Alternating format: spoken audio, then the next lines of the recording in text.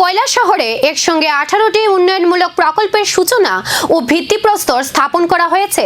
18টি উন্নয়নমূলক প্রকল্পের সূচনা ও ভিত্তিপ্রস্তর স্থাপন অনুষ্ঠানে অতীত সরকারের ভূমিকা নিয়ে প্রশ্ন তোলার পাশাপাশি বর্তমান সরকারের উন্নয়নের খতিয়ান তুলে ধরেন মুখ্যমন্ত্রী প্রফেসর ডক্টর মানিক সাহা। একই অনুষ্ঠানে কৈলাসহর মহকুমা হাসপাতাল পুনর্নির্মাণ ও ট্রমা সেন্টারের দাবিও ওঠে।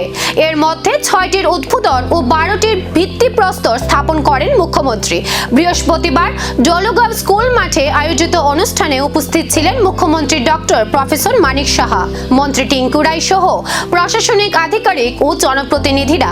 পাশাপাশি চণ্ডীপুর মণ্ডল কার্যালয়েরও উদ্বোধন করেন মুখ্যমন্ত্রী। বক্তব্যে মুখ্যমন্ত্রী 35 বছরের শাসনকাল এবং 2018 সালের 13,500 কোটি টাকা ঋণের বোঝা নিয়ে বিরোধীদের নিশানা করেন। তার দাবি, বর্তমান সরকার উন্নয়নে নতুন গতি আনছে।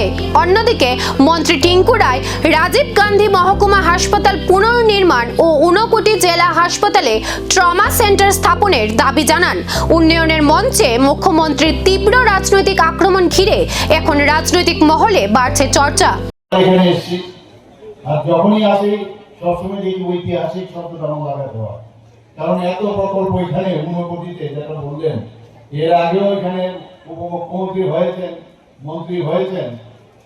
সত্যি এক সময় অবাক হই যে তারা কি করে গেছে।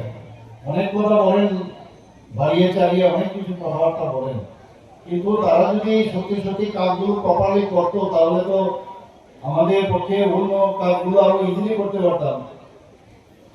যেটা আমার মাননীয় মন্ত্রী একটু আগে বলার চেষ্টা করেছেন, এইসব হসপিটাল বা এইসব ঘর বাড়ি বানিয়েছেন, সরকারি বিল্ডিং গুলো বানিয়েছেন, সেখানে মানে কি বলবো, মানে নিজের আমি আগরতলা জিবি হসপিটালেও যাই, আর এখানে আমি দেখেছি হসপিটালের কথা বলেছেন যে সেখানে হাওয়া বাতাস যাওয়ার কোনো সুবিধা নেই। মানে একটা হসপিটাল করতে গেলে কি কি লাগবে বা কোনো বিল্ডিং বানাতে গেলে কি কি তার প্রয়োজনীয়তা, তাদের সেই ধারণাই ছিল না, ধ্যান ধারণাই ছিল না। পয়সা আসছে সেন্ট্রাল গভর্নমেন্ট। 18টি উন্নয়নমূলক প্রকল্পের সূচনা ও ভিত্তিপ্রস্তর স্থাপনের মধ্য দিয়ে 59 জেলায় উন্নয়নের বার্তা দিল সরকার। তবে উন্নয়নের মঞ্চে মুখ্যমন্ত্রীর রাজনৈতিক আক্রমণ ঘিরে কৈলাসহরের রাজনীতিতেও তৈরি হয়েছে নতুন চর্চা।